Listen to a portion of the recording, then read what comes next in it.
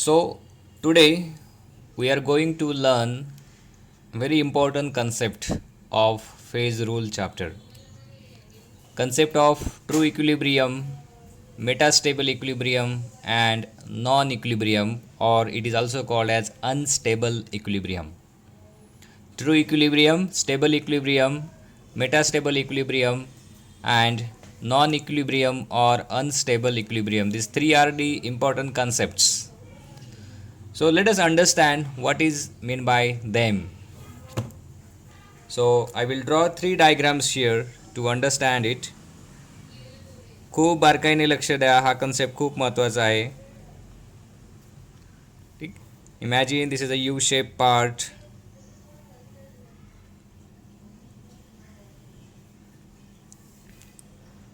And here it is. Okay.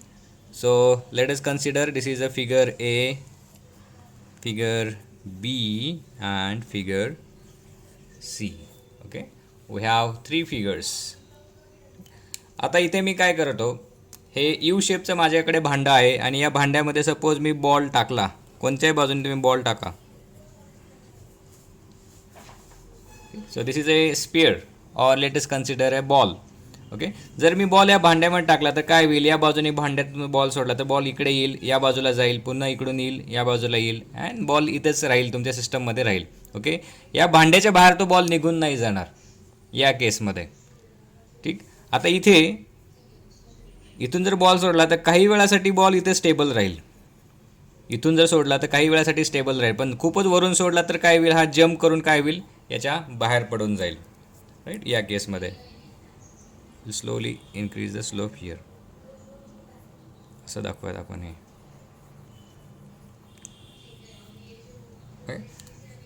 So for some time this ball will remain steady. Here इथे जर मी ball ठेवला for example,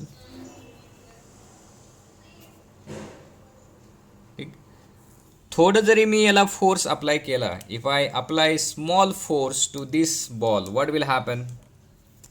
कोणत्याही बाजूला मी फोर्स अप्लाय करा, जर या बाजूने फोर्स अप्लाय केला तर हा बॉल काय होईल, इमिजिएटली खाली जाऊन पडेल.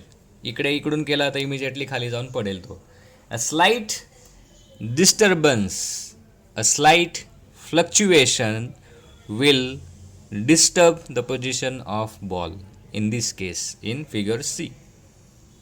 In figure B, slight me displacement दिलं याला, या बाजूनी जरी डिस्प्लेसमेंट दिलं तर थोडंसं तो पुढे जायला. खूप जास्त फोर्स अप्लाय केला तर हा काय होईल, या वेलच्या काय होईल, बाहेर पडेल. It will go out of this, right, and it will disturb, या सिस्टमचा तो बाहेर जाईल. पण इथे जरी मी फोर्स अप्लाय केला या बाजूने तर बॉल स्विंग काय करेल, या बाजूला स्विंग येईल, वरती जाईल, पुन्हा खाली येईल. And then after some certain time it will settle down to its mean position. Let's say this is a mean position. इकडून फोर्स मी अप्लाय केला तर काय होईल, पुन्हा तो ऑसोलेट होईल, या बाजूला जाईल आणि पुन्हा इकडे येऊन पोटेन्शियल एनर्जी काय होईल, त्याची कायनेटिक एनर्जीमध्ये कन्वर्ट होऊन पुन्हा काय होईल, तो this kinetic energy will gets converted into again potential energy. It will come to the rest position, but this will not go out of this system. ठीक. सो या केसमध्ये this is called as true equilibrium.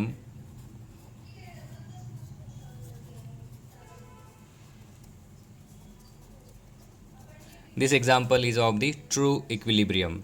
In this case, okay, if I leave this ball or if I apply small force to this ball, then for some time ball will swing on this direction. कुठपर्यंत swing करेल, certain लेवलपर्यंत तो काय करेल, swing करेल. जर जास्त force असेल, if there is a more fluctuation, then ball will come out of the system. Okay, so this I can say that this system is a stable for some time. This system is stable for some time and we call this system is a metastable equilibrium.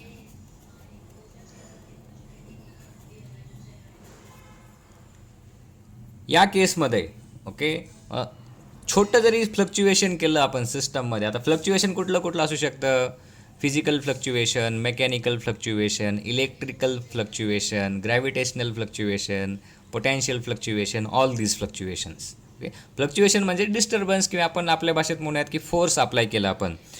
छोटा जरी force apply केला, या बाजूने force जरी apply केला तरी ball काय होईल तुमचा इमिजिएटली ह्या सिस्टमच्या बाहेर जाईल. या बाजूने फोर्स अप्लाय केला तर इमिजिएटली काय होईल, इथून तो बाहेर पडेल. So this system is unstable. Okay, this system cannot withstand or cannot face the fluctuation. So I will call this as a unstable equilibrium.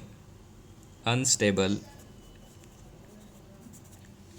or non-equilibrium.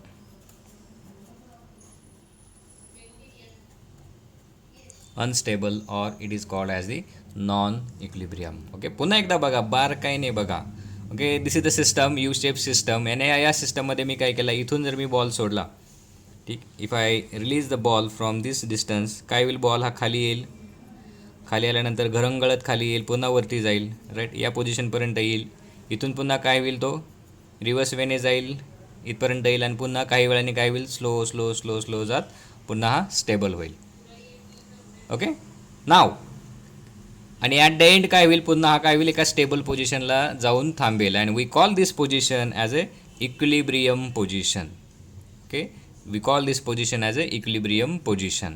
So in this case, if I fluctuate from left side or right side, there is no changes in the equilibrium position. किंवा असं म्हणूयात आपण की this system can withstand or it can face the fluctuation in the system. Or if there is any kind of fluctuation in the system, then equilibrium is not disturbed. If there is any kind of fluctuation, small fluctuation or large fluctuation, then this equilibrium is not disturbed. In this case, second case, metastable equilibrium. या केसमध्ये काय होतं आहे, जरी मी ball वरून टाकला तरी काही वेळासाठी काय होतो, हा इथे तुमचा स्विंग करत राहतो इथे. ओके, कुठपर्यंत स्विंग करेल, या बाउंड्रीपर्यंत. ओके, जिथपर्यंत तो बिअर करू शकतो इक्विलिब्रियम पोझिशन, राईट. स्विंग करून तो नॉर्मल पोझिशनला येईल. जर मी जास्त फोर्सनी बॉल रिलीज केला तर काय होईल, it will come out of that system. Okay, so आपण असं म्हणूयात की equilibrium position will gets disturb. So metastable means the system which can withstand the small fluctuation in the system. Okay, इक्विलिब्रियममध्ये जरी स्मॉल फ्लक्च्युएशन झालं, म्हणजे concentration कमी जास्त झालं, इलेक्ट्रिसिटी कमी जास्त झाली, तरी इक्विलिब्रियम त्याचा काय होतो, डिस्टर्ब होत नाही. फॉर एक्झाम्पल, आपल्या बॉडीचं temperature okay around 37 degree Celsius असतं. प्लस मायनस 0.5 डिग्री झालं तरी काय होतं, बॉडीमध्ये बायोकेमिकल चेंजेस, बायोकेमिकल ज्या रिॲक्शन असतात त्या बदलत नाहीत. ओके, स्मॉल चेंज झाला तरी, ओके, किंवा प्लस मायनस 1 चेंज जरी झाला तरी बॉडीमधल्या बायोकेमिकल रिॲक्शनचा रेट जास्त बदलत नाही. पण जर प्लस मायनस 2 किंवा प्लस मायनस 3 झालं तर ओके, आपली सिस्टम काय होते, इकडून थ्रू इक्विलिब्रियममध्ये it comes to the metastable equilibrium. Okay, म्हणजे बायोकेमिकल रिॲक्शन ज्या होतात, न्यूरो ट्रान्समिशन जे होतं ते काय होतं, पूर्णतः डिस्टर्ब होतं या स्टेटमध्ये, metastable. So we can withstand certain amount of temperature only. या केसमध्ये this is highly unstable equilibrium. Okay, आता आपण एक्झाम्पलच्या साहाय्याने समजून घेऊयात. Let us understand one by one with help of suitable example. ठीक, नाव ट्रू इक्विलिब्रियमचं आपण एक्झाम्पल बघूयात. Let us consider the example of ice. Okay, नाव मी आईस घेतला आहे. This is my ice. एका भांड्यामध्ये मी आईस घेतो.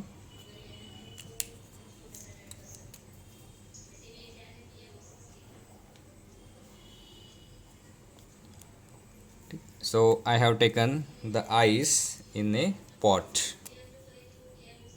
This is my ice. बारकाईने बघा. Okay, so what I have done, I have taken ice in A simple pot और बीकर और कशामध्ये पकडा तुम्ही, आईस घेतला आहे आणि तो ओपन ॲटमॉस्फिअरमध्ये ठेवला आहे. I have put it to the open atmosphere. Now let us say the ice temperature is -5 degree Celsius. So it is in a complete solid phase. जर मी ह्याला टेम्परेचर दिलं, if I increase the temperature किंवा नुसतं open ॲटमॉस्फिअरमध्ये ठेवला तर काय होईल, this ice will start melting in a water form. Okay, it will start melting in a water form. Just give me 1 minute. So I will just put on the lights.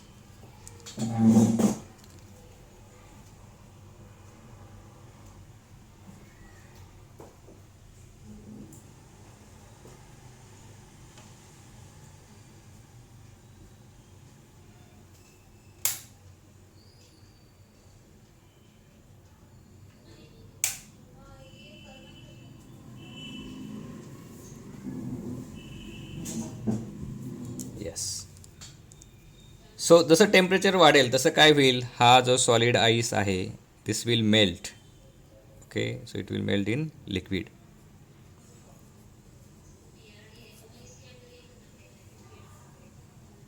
It will melt in a liquid. After certain time, what will happen, there will equilibrium between ice and water.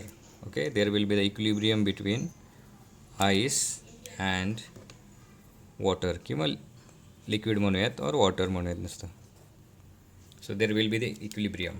Okay, and I will show this arrow sign as it is. At given temperature. आता imagine करा, जरी मी माझं temperature रिॲक्शनचं काही प्रमाणात temperature वाढवलं. Okay, if I heat this, if I increase the temperature, what will happen, this equilibrium will not get disturbed. Okay, some amount of ice will melt in a liquid. Okay, this ice solid form will get converted into the liquid form, but the equilibrium will not get disturbed. Equilibrium will not get disturbed. So this ice, solid phase and liquid phase remain in equilibrium with each others. पण मी जर अजून temperature वाढवलं, if I increase more temperature, काय होईल बरं, ice काय होईल, जो मेल्ट होईल, जवळपास 99% आईस मेल्ट होईल तुमचा लिक्विड फॉर्ममध्ये, but still there will be an equilibrium. Okay, ज्यावेळेस तुमचा आईस पूर्ण मेल्ट होईल आणि मी कंटिन्युअसली टेम्परेचर वाढवत गेलो, again if I go on increasing the temperature, then water will start heating up. तुमचं वॉटर जे आहे ते काय होईल तुमचं, it will start absorbing the more amount of the heat and we can say that the equilibrium is disturb. ठीक, so this is a one way we are melting the ice. आता विरुद्ध दिशेने आपण जाऊ शकतो का, can we go in reverse वे.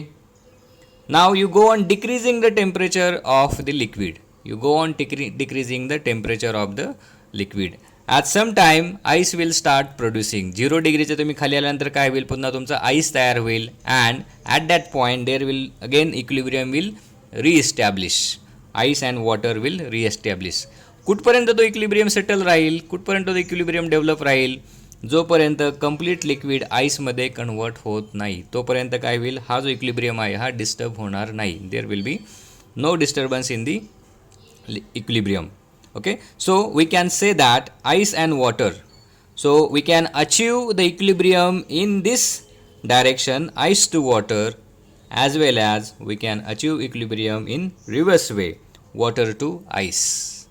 समजून घ्या, बारकाईने समजून घ्या. इथे बघा, इथे मी तुम्हाला म्हणलं आहे, आता इथे समजा बरं तुम्ही, इथे तुमची आईस सिस्टम आहे आणि इकडे तुमची काय लिक्विड सिस्टम आहे. Here if here is ice and here is a liquid and this is the temperature.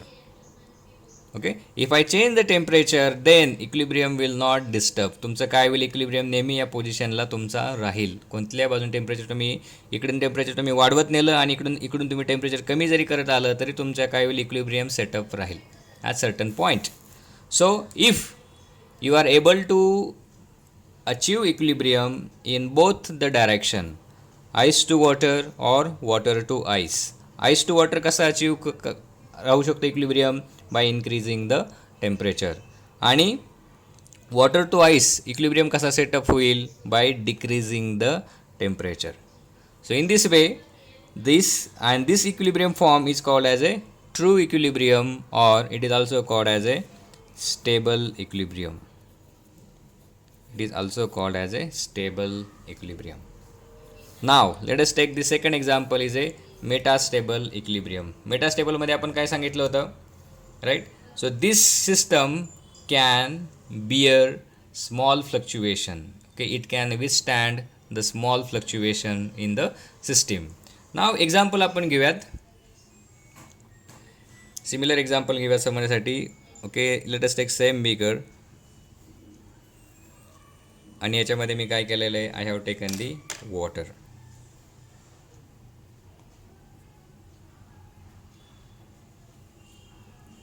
Now this is the water. The moment I add water into the beaker, what will happen? The surface level molecule will start escaping into the atmosphere, and it will form the vapors. So these are the vapors of the liquid.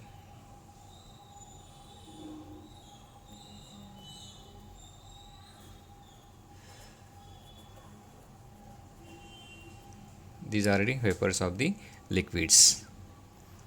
ठीक. आता इथे बघा तुम्ही,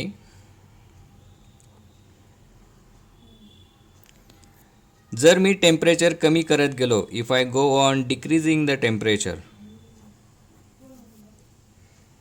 if I go on decreasing the temperature, then what will happen? हे जे liquid आहे, ह्या लिक्विडचं temperature कसं होईल, पुन्हा काय होईल, टेम्परेचर कमी कमी कमी कमी होत जाईल. ठीक. आता एक वेळ असू येऊ शकते की जरी तुम्ही 0 डिग्रीच्या खाली जरी गेलात, okay, if you go beyond 0 degree Celsius, तरी तुमचं काय होईल, liquid will not gets convert into the solid ice. So below 0 degree Celsius one point will come that liquid will not get converted into its solid form, that is the ice form, and that state of liquid is called as super cooled liquid. Super cooled liquid. Super cooled liquid. ठीक. म्हणजे मी काय केलंय, liquid converted into the this super cooled.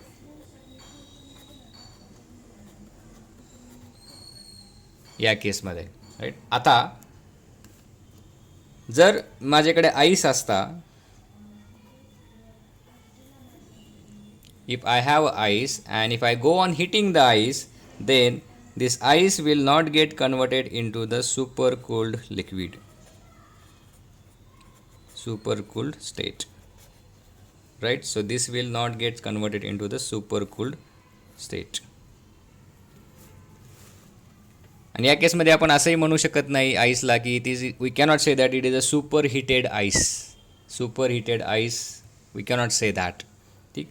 So only way the super cooled liquid state, this super cooled liquid state is achieved in one way only.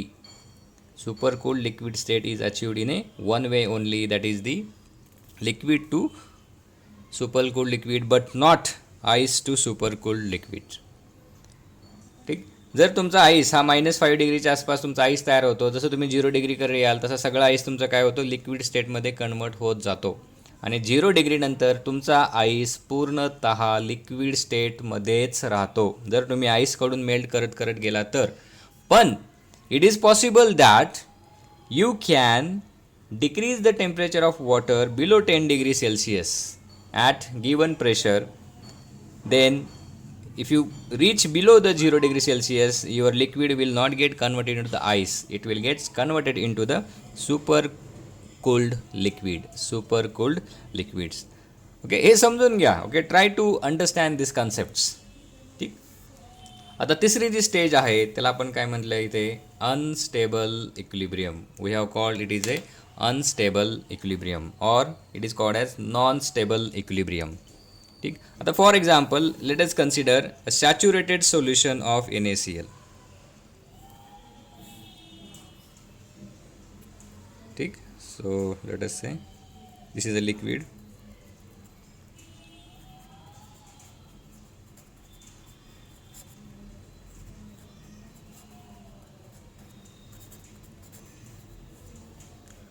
Saturated solution of NaCl. Saturated म्हणजे काय की ज्याच्यामध्ये maximum amount of NaCl तुमचा काय असतो, present असतो. So this blue dot shows the water molecule and red dot shows the your NaCl molecule.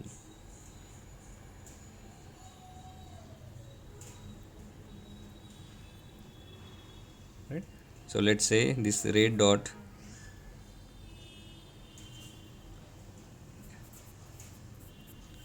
NaCl molecule and this blue dot is a water molecule, and we have this saturated solution of NaCl.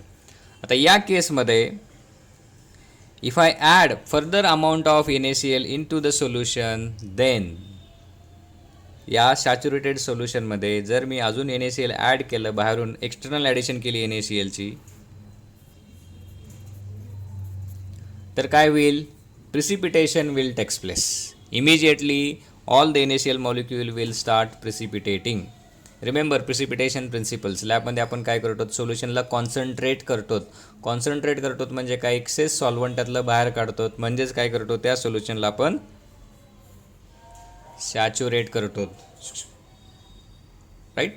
So we saturate that solution. आता इथे जर मी external small amount of NaCl if I add in the solution, what will happen? Immediate precipitation takes place. Precipitation takes place, right? So we can say that this equilibrium between water and salt is immediately disturbed. Equilibrium between water and saturated salt is immediately disturbed. Here, look at the diagram. If I add further quantity of NaCl, then immediately this equilibrium is disturbed.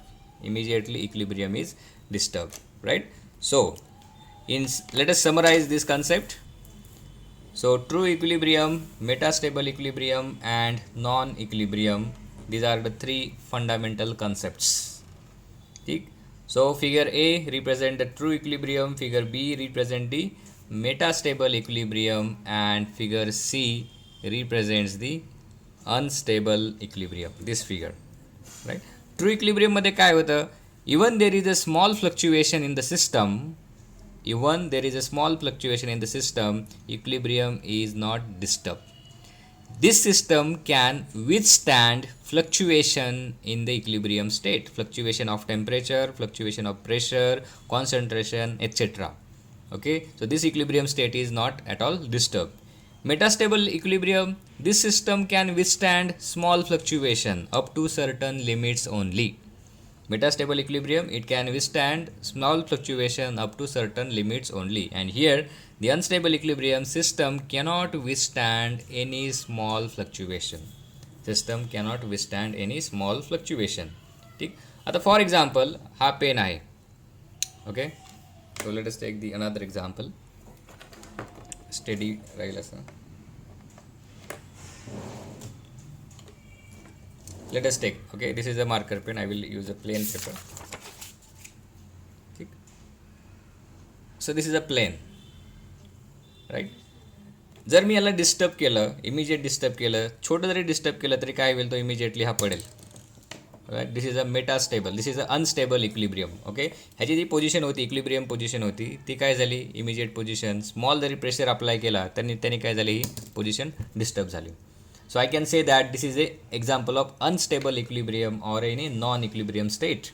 But if I take another example, for example, just give me 1 minute.